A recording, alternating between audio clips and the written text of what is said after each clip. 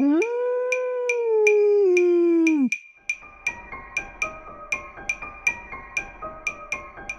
Êtes-vous prêt à voyager des frontières de vos peurs aux limites de vos rêves, à rencontrer des mythes et des légendes, des diables et des anges, à vous laisser conduire sur les chemins de l'étrange? Arcanum Fabulas. Saison 6.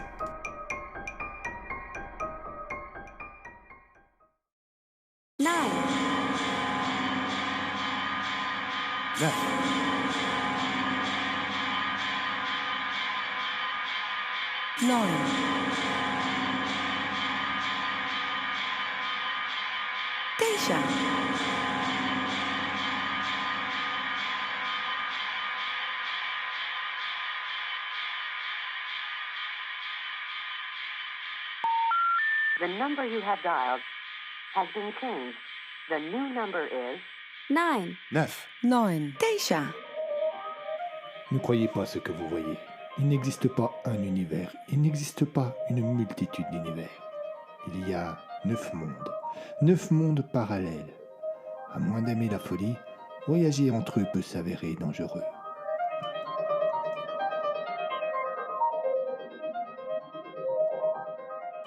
Les 9 parallèles.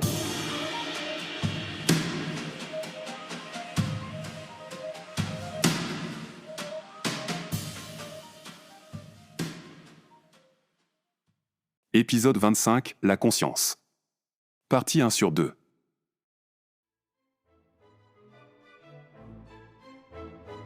L'endroit semblait abandonné. Tous les meubles étaient recouverts de draps blancs, et dans l'air, flottait une odeur de poussière et de renfermé.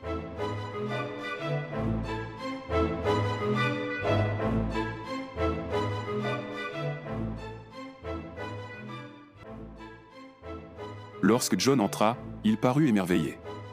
Il regardait autour de lui comme s'il découvrait un endroit extraordinaire. Pourtant, ce n'était que la petite pièce principale d'une vieille ferme à l'abandon. Abigail, qui le suivait, était pour sa part bien plus réservée, presque mal à l'aise.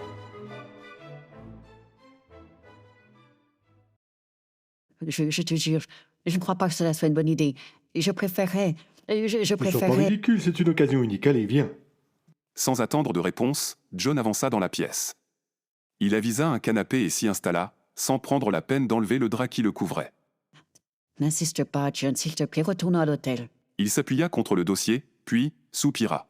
Je ne te comprends pas, Abby. Tu n'as aucune nostalgie, aucune envie de retrouver ce lieu de ton enfance? Non, tout est loin. Tu me connais, je ne suis pas du style à regarder sans cesse vers le passé. Partons, je t'en prie.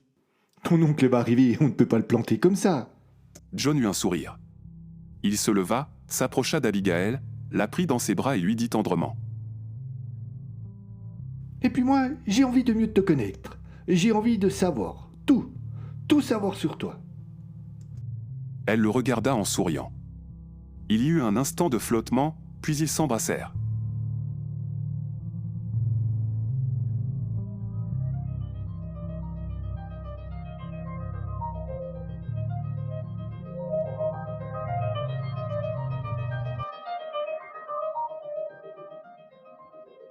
Il y a presque 30 ans qu'Abigail Malen n'est pas revenue ici, à Greensburg, en Pennsylvanie, dans la maison de son enfance. Elle n'y serait pas aujourd'hui, en cette froide journée de novembre 1967, si son futur mari, le juge John Magrett, n'avait insisté pour qu'il fasse un détour. Le malaise que ressent la malheureuse a de quoi surprendre. A-t-elle des choses à cacher, ou sent-elle, au fond d'elle-même, que, sans le distinguer vraiment, elle vient de s'engager sur l'une des 9 parallèles?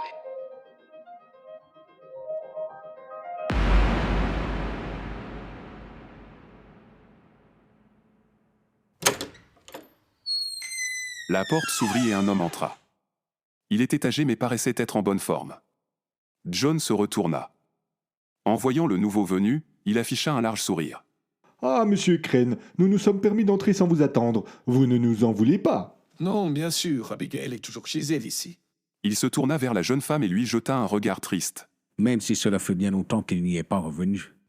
Mon oncle, vous connaissez bien les circonstances dans lesquelles j'ai quitté cette maison. Cette ville...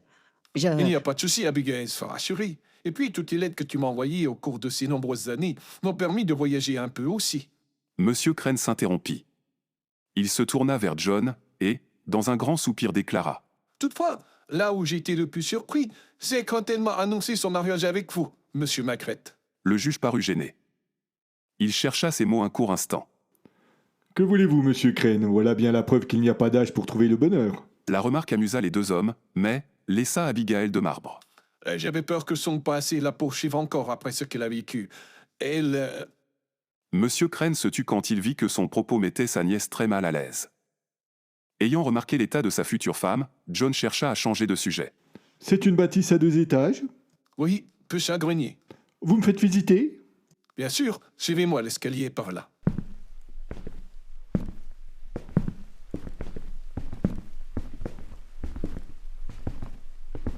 Tu viens, chérie? Non, je te remercie, je connais la maison.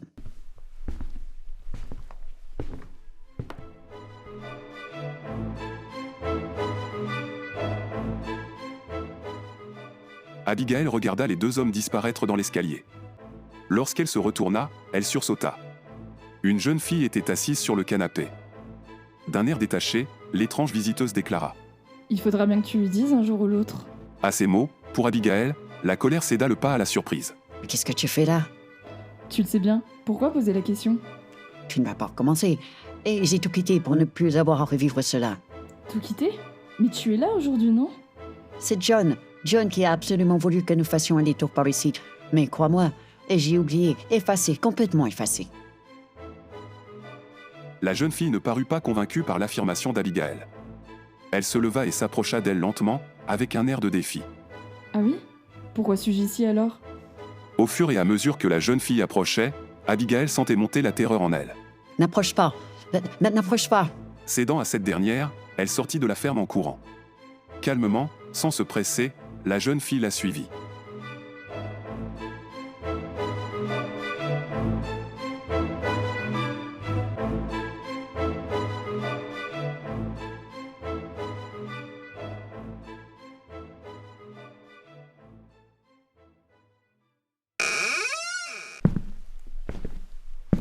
Ici, le grenier.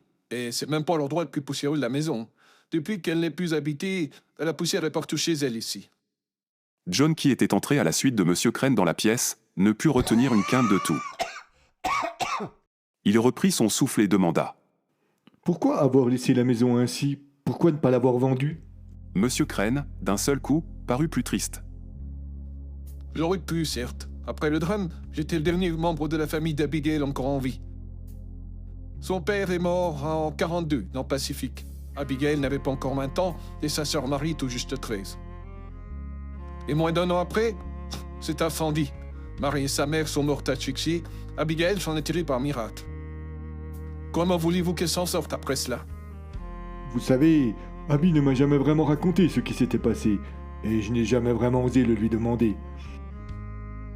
Elle est toujours restée très évasive sur la façon dont sa mère et sa sœur sont mortes. Il n'y a pas grand-chose à raconter. C'était un accident stupide comme tous les accidents. J'y ai perdu ma nièce et ma sœur. Je n'ai aucune envie de reparler de tout ça. John sentit Monsieur Crane si mal à l'aise qu'il ne se sentit pas autorisé à insister. Je comprends. Pas de souci. Retournons vers Abigail. Pourtant, après une brève hésitation, le vieil homme entama le récit des événements qui l'avaient tant marqué.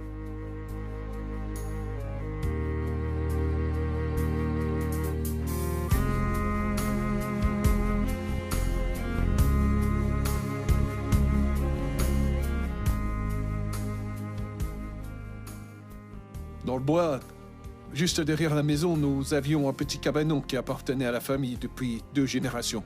Une toute petite cabane, juste une pièce. On s'en est servi longtemps pour entreposer du matériel.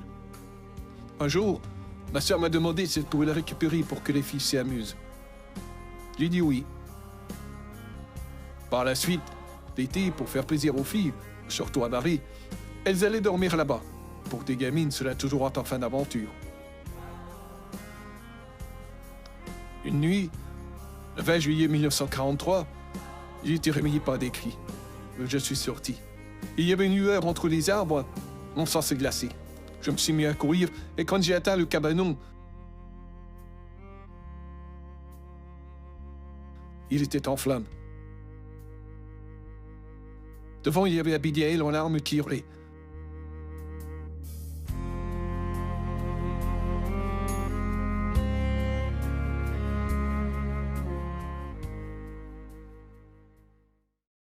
Les pompiers ont dit que leur pétrole avait dû être renversé et que comme...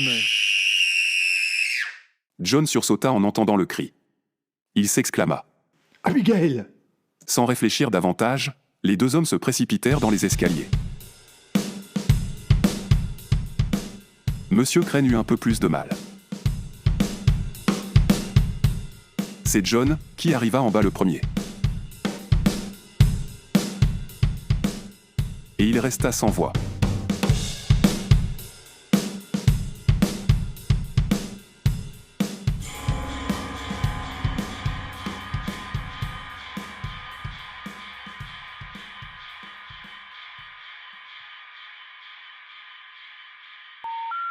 The number you have dialed has been changed.